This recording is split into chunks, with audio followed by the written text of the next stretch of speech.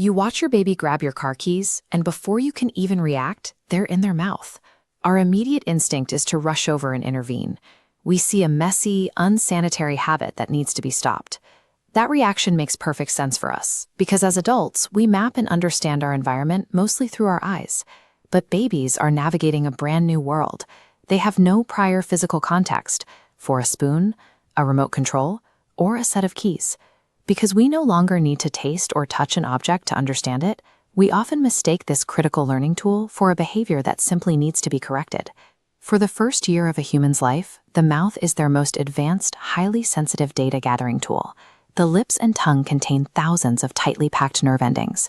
When an object enters the mouth, it triggers a high-resolution 3D scan, extracting temperature, texture, and shape. This sensory feedback travels upward, stimulating the brain to forge new neural connections. This continuous oral exploration serves as a rapid data collection system, providing the sensory input necessary for early cognitive development. The learning isn't limited to sensory processing. The physical mechanics required to actually mouth an object are surprisingly demanding. Before a toy even reaches the lips, a baby must visually target it, coordinate their arm muscles, and execute a successful grasp. Then comes the complicated spatial planning and fine motor control necessary to navigate that grasped object directly to their face without missing. Every repetitive, clumsy attempt serves as mandatory practice for the independent life skills they will need later, like feeding themselves and manipulating tools with precision. There is also a secondary physiological driver for all this excessive mouthing: the eruption of new teeth. As teeth push through the gums, they cause itching and discomfort. The pressure of chewing acts as a mechanical countermeasure to soothe localized pain.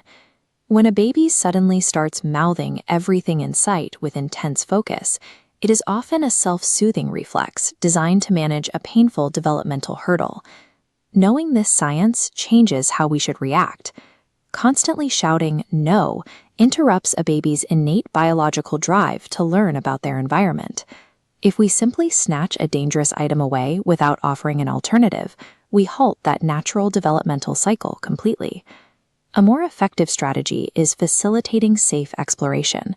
This requires scanning the environment to strictly remove actual hazards, like toxic cleaning materials, small lithium batteries, or loose pocket change.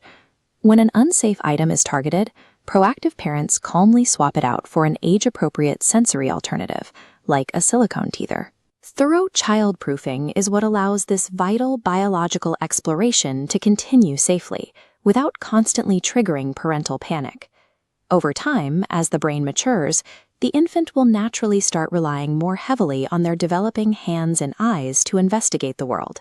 The intense, constant phase of putting every single object in the mouth gradually fades away.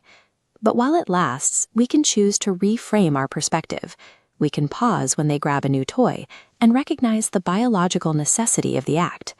Seeing the world through these sensory priorities moves the focus away from a frustrating habit and toward the specific biological process that builds a child's understanding of the world.